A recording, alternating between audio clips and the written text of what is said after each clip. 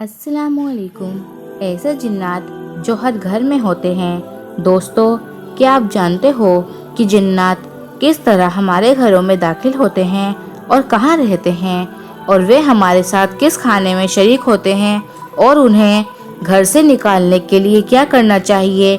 जिन्नात की तादाद कितनी होती है और यह इंसानों के साथ कैसे रहते हैं? इन सारे सवालों के जवाब के बारे में हम आज इस वीडियो में तफसील से बात करेंगे। हज़रत इब्ने उमर रज़ी अल्लाह ताला अन्हु फरमाते हैं कि चौथी ज़मीन के ऊपर और इसी ज़मीन के नीचे इस कदर जिन्नात रहते हैं कि अगर वह तुम्हारे सामने ज़मीन और आसमान के बीच आ जाएं तो उनकी तादाद की वजह से तुम्हें सूरज की रोशनी तक दिखाई ना देगी, यानी हर तरफ अंधेरा हो जाए।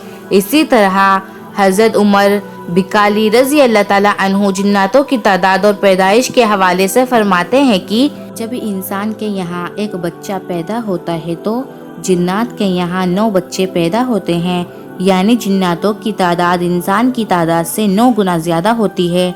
इसी तरह एक अंदाजे के मुताबिक अगर दुनिया के इंसानों की तादाद 7 अरब से ज़्यादा है तो जिन्नात की तादाद 63 अरब से ज़्यादा होगी। लेकिन ये सिर्फ ऊपर बताई गई हदीस के मुताबिक अंदाज़ा लगाया गया है, जबकि सही तादाद अल्लाह रब्बुल इज़्ज़त को मालूम है। हज़रत अबू हुरैरा से रिवायत है कि नबी करीम सल्लल्लाहु अलैहि वसल्लम ने इरशाद फरमाया, मेरे लिए कोई पत्थर ढूंढ कर लाओ जिससे मैं इस्तंजा कर सकूं, लेकिन हड्डी और लीद मत लाना। हज़रत अबू हुरैरा ने आप सल्लल्लाहु अलैहि वसल्लम को एक पत्थर दिया। फिर जब आप इस्तंजा से फारिग हुए, मैंने अर्ज किया, या रसूल अल्लाह, आपने हड्डी और लीद से क्यों मना फरमाया? नबी सल्लल्लाहु अलैहि वसल्लम ने इरशाद फरमाया कि हड्डी और लीद जिन्नात की खुराक यानी ग़िज़ा है।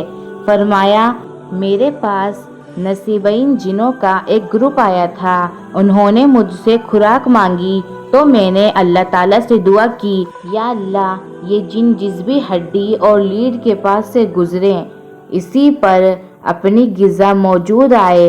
यानी बुखारी शरीफ की हदीस से साबित है कि हड्डी और लीड जिन्नातों की पसंदीदा खुराक में से एक है। नजहंतुल कारी जिल्द 7 में है।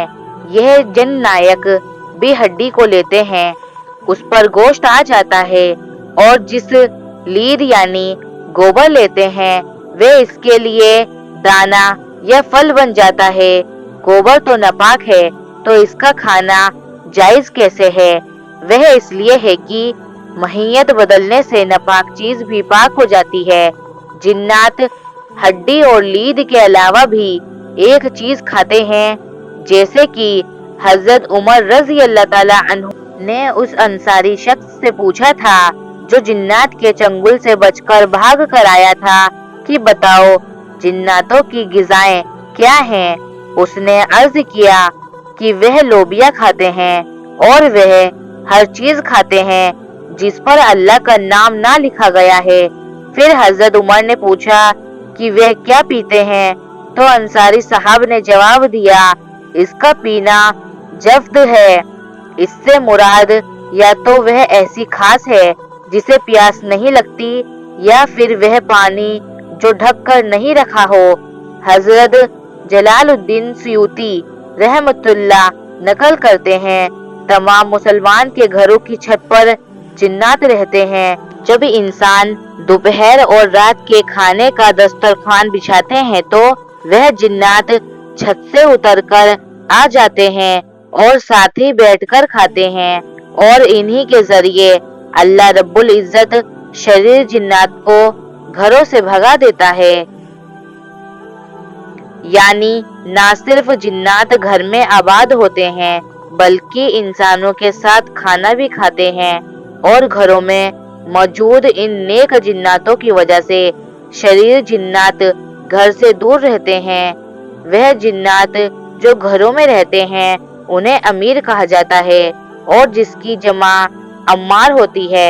सही मुस्लिम शरीफ में है, जाबिर रज़ी अल्लाह ताला अन्हु से मरवी है, हुजूर सल्लल्लाहु अलैहि वसल्लम को फरमाते हुए सुना, जब तुम अपने घर में दाखिल हो या खाना खाने बैठो, बिस्मिल्लाह शरीफ पढ़ लें तो शैतान अपने जरिए से कहता है कि ना तुम इस घर में रह सकते हो और ना ही खाना खा सकते हो।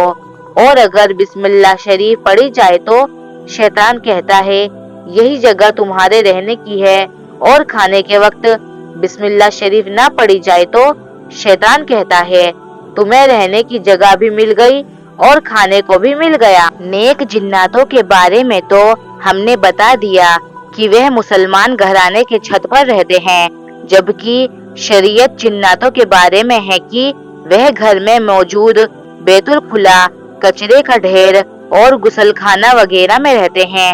यही वजह है कि नबी अकरम सल्लल्लाहु अलैहि वसल्लम ने इरशाद फरमाया, तुम में से कोई अगर बैतुल खुला में जाए तो जाने से पहले बैतुल खुला जाने की दुआ पढ़ लिया करें। अल्लाह ताला हम सबको नबी अकरम सल्लल्लाहु अलैहि वसल्लम की सुन्नतों पर अमल करने की तौफीक दे। अगर वीडियो अच्छी लगे तो चैनल को सब्सक्राइब करें और लाइक करें और कमेंट करें। आमीन लिखना ना भूलें।